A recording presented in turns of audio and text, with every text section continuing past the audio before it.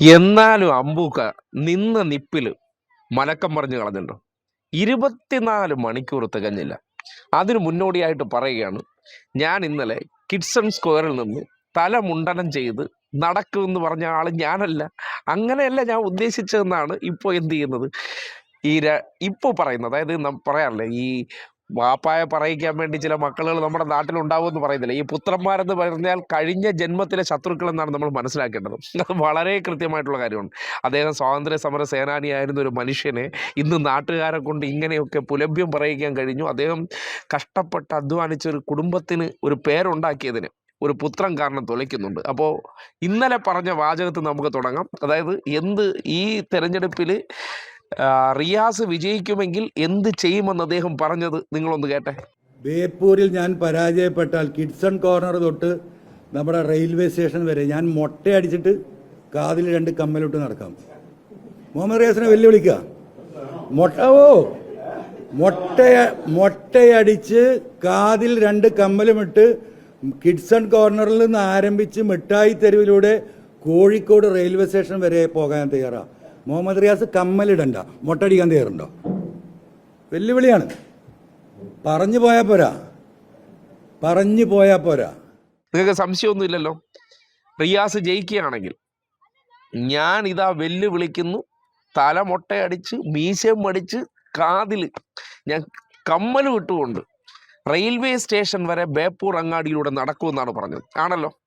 എന്നിട്ട് ഇന്നിപ്പോൾ ഒരു ചാനൽ ഇതിനെ സംബന്ധിച്ച് ചോദ്യം ചോദിച്ചപ്പോൾ നിന്ന നിപ്പിൽ ആ വാപ്പാനെ പോലും കണ്ടാ നാണിപ്പിക്കുന്നിടത്ത് ഇത് എൻ്റെ മോനല്ല എന്ന് ഈ പറയുന്ന നമ്മുടെ ഷൗക്കത്ത് അലി മാമ പറയും, ഇത് എൻ്റെ മോനല്ല, എനിക്ക് ഇങ്ങനെ ഒരു പുത്രനെ ജനിച്ചിട്ടില്ല എന്ന് പറയുന്ന രീതിയിൽ അതിനെ മാറ്റി പറയുന്നു എന്ന് കണ്ടേ. മറ്റൊരു കാര്യം, താങ്കൾ മുമ്പും ഇന്നിപ്പോൾ ഒരു വെല്ലുവിളി നടത്തിയിരിക്കുകയാണ്. തോറ്റാൽ തലമുണ്ടനം ചെയ്ത് പാതിമീശ പഠിച്ച് തല മുണ്ടനം ചെയ്യാൻ അദ്ദേഹത്തെയും കൂടിയും വിളിച്ചത്. ഞാൻ തോറ്റാൽ ഞാൻ മൊട്ടയടിക്കുന്നല്ല പറഞ്ഞത്. ഞാൻ പറഞ്ഞത് അദ്ദേഹം പറയുന്നത് ഇപ്പോഴും 82,000 വോട്ട് ഏറ്റവും വലിയ ഭൂരിപക്ഷത്തിന് ഞാനിവിടെ ജയിക്കാൻ പോവാണ്. പറഞ്ഞ് പറ്റിക്കുകയാണ് ജനങ്ങളെ.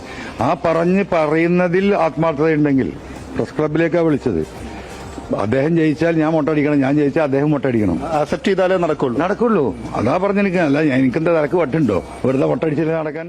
ഇതാണ് കോൺഗ്രസ്. കാര്യം ഈ മുസ്ലിങ്ങളെല്ലാം ഞാൻ കൺസൾട്ടേഷൻ ചെയ്തിട്ടുണ്ട്. കാര്യം വെള്ളാപ്പള്ളിയുടെ കാര്യം പറഞ്ഞ് ഞങ്ങൾ എല്ലാവരെയും പറ്റിച്ച് എല്ലാവരുടെയും ഉള്ളിൽ ചെന്ന് നുണ പറഞ്ഞ് വീടാന്തരം കയറി ഇല്ലാത്ത കഥകളും ഞങ്ങളുടെ ദാവൂദിനെ ഇരുത്തി ആൾക്കാരുടെ ഉള്ളിലേക്ക് മുസ്ലിം ന്യൂനപക്ഷങ്ങളുടെ ഇടയിലേക്ക് തീ ഓരിയിടാൻ ഞങ്ങളെ കൊണ്ട് പറ്റി. അതുകൊണ്ട് സകലമാന മുസ്ലിങ്ങൾ എനിക്ക് വോട്ട് ചെയ്യും എന്നുള്ളതാണ് ഇപ്പോൾ എല്ലാവരുടെയും വിജയം. കാര്യം ചിലർക്ക് കാര്യങ്ങൾ മനസ്സിലാകും, ചിലർ കാര്യങ്ങളെ മനസ്സിലാക്കാനുള്ള ശേഷിക്കുറവിന് ഞങ്ങൾ കഴിഞ്ഞ കുറേ കാലമായിട്ട്